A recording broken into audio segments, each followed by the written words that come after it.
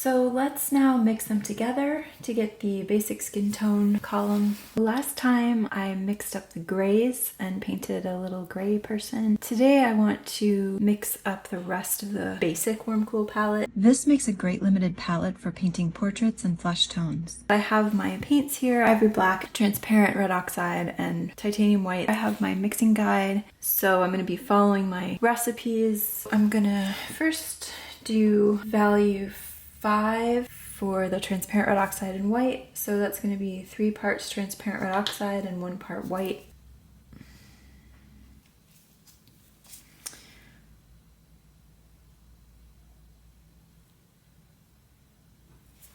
Okay, maybe I'll take away a little bit of the white and set it aside. Okay, so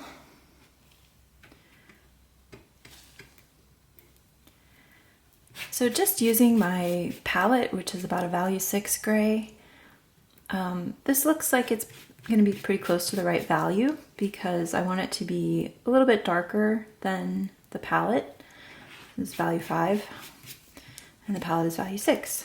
So I can kind of tell visually that it's a little bit darker, but it's not a lot darker. So it looks about 1 step darker.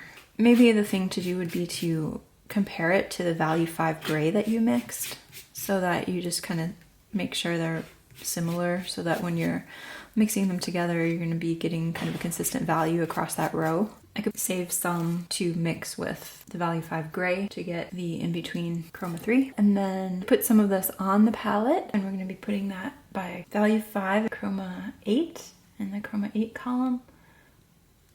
Just put that down. Okay, so the next one, value 7, we're going to take 1 part transparent red oxide and 3 parts white. So it's pretty much the reverse of value 5. So 1 part transparent red oxide. 1, 2, 3. Mix that together. I don't know if I talk much about my palette knife, but I'm using a kind of a long, flexible palette knife that has a little it's offset. So that just makes it a little easier to mix without getting paint on the handle, I guess. And I flip it over and I can, since it bends really nicely and it's fairly thin, it can really kind of conform itself to the shape of the surface of the palette as I move it and flip it over and bend it. Okay, so that's pretty nice, thoroughly mixed patch, and we can see that it is lighter than the palette. So value 7 should be a little bit lighter than the value 6 of the palette, but it's not a whole lot lighter, so that seems about right. I'm gonna take about half of it and put it on the palette. So that's going to be value 7. So let's see, for value 9, it says add a speck of value 7 to white. And I'm going to take this value 7 that's already on my palette. So I'm adding a small blob there. So I'm going to take the whole thing. Okay, so it's going to go up there. And then value 3, we're going to take a little bit of value 5 to a blob of transparent red oxide. That's kind of a lot, but again, I'm going to be mixing in between with the brush when I do a little study, so I want to have enough. So we're going to take, so this by itself is going to be about a value 2, so I want to lighten it up a little bit. That might be a little too much. Let's see what that does. And you can compare this to your value 3 gray to see if it's, how close it is. So we want it to just get a little more opaque and a little bit lighter than the transparent red oxide by itself. But I think I'm just gonna add a little bit more just to make sure I have it distinguished from the transparent red oxide itself. Okay, so I'm gonna go ahead and put that on my palette up here. Okay, so that looks reasonable as far as it's definitely darker than value 4. You know, I will need some of that value 3 to mix together to get the gray, so I'll just take that back. And then I'll put a little bit of transparent red oxide right here. So let's now mix them together to get the basic skin tone column. All right, so we're gonna do mid value 5 is 2 parts of the value 5 transparent red oxide mixture plus 1 part value 5 gray. So I could divide that about in half. So I have 1. And then 2. And then I'm gonna go up to the palette and get what I've saved of the value 5 gray, and then I'm going to mix them together.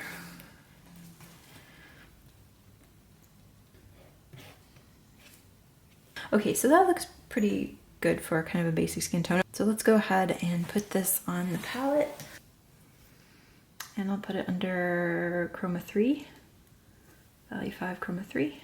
Let's see, value 7 for the basic skin tone mixture. I need 2 parts of the value 7 transparent red oxide mixture and 1 part of the gray. So, all right, I'm gonna go ahead and divide that about in half.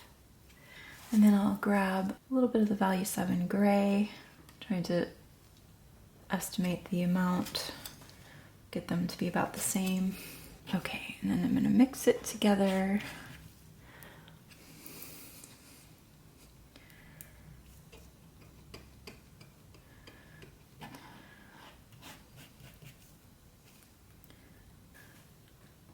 I'm going to mix up value 3, so 2 parts value 3 transparent red oxide mixture plus 1 part value 3 gray. So here I just have a little bit of the value 3, so maybe I'll take a little more from my palette. And I'll try to divide that in half. And then choose a small amount of the value 3 gray to mix in. Maybe need a little bit more. And I'll mix those all together. So we have a nice rich brown color. Let's put this on the palette. For the value 1, I'm actually going to need more of the value 3 transparent red oxide. So we're going to do transparent red oxide with a little bit of value 5. And we'll mix that up and then add some black to it. Okay, so there should be 2 parts of that and 1 part black. So I just kind of estimated what, I'm trying to make the black about half of what that blob is.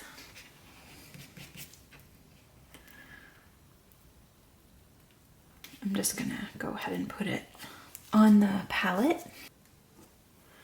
Because the value 9 has so much white in it, it's basically kind of a mid chroma already. So I'm gonna go ahead and move value 9 to the chroma 3 column, just so I have a nice base skin tone progression, and then mix in between with a brush as needed.